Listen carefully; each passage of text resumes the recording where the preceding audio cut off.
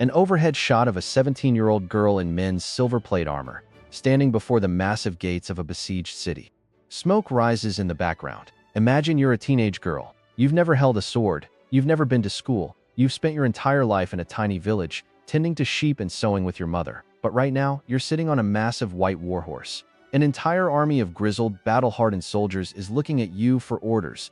The King of France has put his entire destiny in your hands because you told him God whispered in your ear. If you win today, you're a living miracle. If you lose, you're a heretic who's going to be burned at the stake. Welcome to your life as Joan of Arc. This isn't the version you've heard in your sleep-inducing history classes. This is what it actually felt like to be the Maid of Orléans. 13-year-old Joan in a sunny garden in Domremy. Suddenly, a blinding light appears. The year is 1425. France is a mess. The English and their allies, the Burgundians, are tearing the country apart in the 100 Years' War. Your village of Domremy is right in the crosshairs. You're 13 years old when it happens. You're in your father's garden when a light so bright it makes your eyes water appears. Out of the light comes a voice. You aren't scared, you're comforted. It's St. Michael, St. Catherine, and St. Margaret. The weird part? They don't tell you to be a better person or pray more. They tell you to go to war. They tell you that you are the one who will drive the English out of France and lead the Dauphin, the uncrowned king, to his coronation. For 3 years you keep this a secret, but the voices get louder. They're getting impatient. By 16 you realize you can't stay in the garden anymore. Joan cutting her hair short and putting on men's clothes. A montage of her traveling through enemy territory.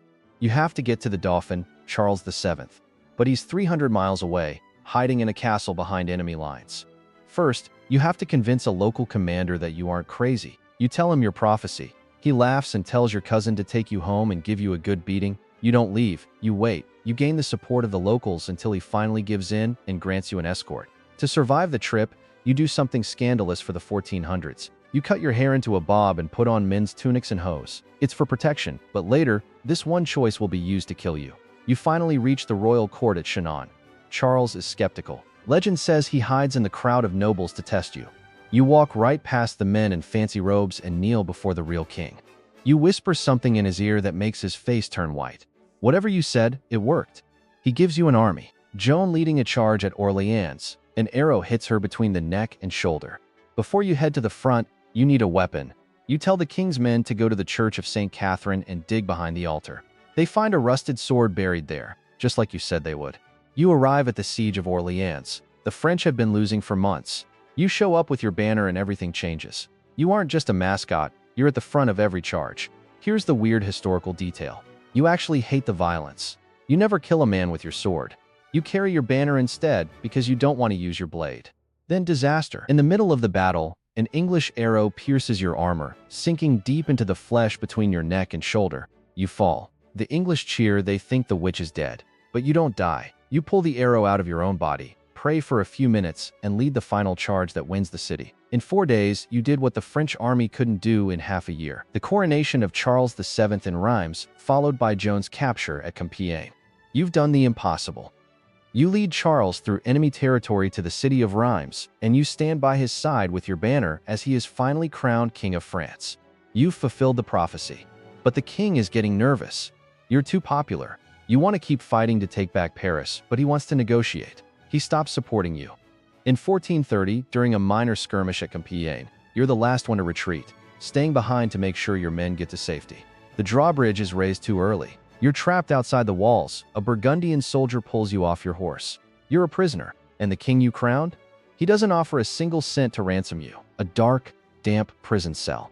Joan facing a room full of hostile judges. The English buy you from the Burgundians.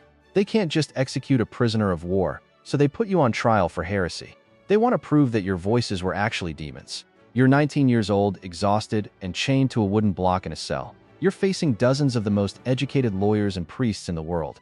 They try to trap you with trick questions. They ask, "Are you in God's grace?" If you say yes, you're being arrogant, a sin. If you say no, you're a liar. You look them in the eye and say, "If I am not, may God put me there. And if I am, may God so keep me." The judges are stunned. They have nothing. Finally, they get you on a technicality, cross-dressing. They claim your male clothes are an abomination. Under the threat of immediate execution, you sign a paper saying you'll wear a dress. But in prison, your guards try to assault you to protect yourself. You put your male clothes back on. That's all they need. You're a relapsed heretic, on May 30th, 1431, they tie you to a pillar in the marketplace of Rouen. As the fire is lit, you ask for a cross. An English soldier ties 2 sticks together and hands them to you.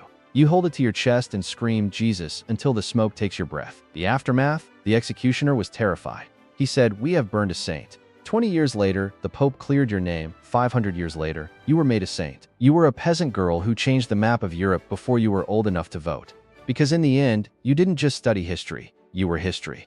Don't let the textbooks put you to sleep. Subscribe for more immersive dives into the lives that shaped our world.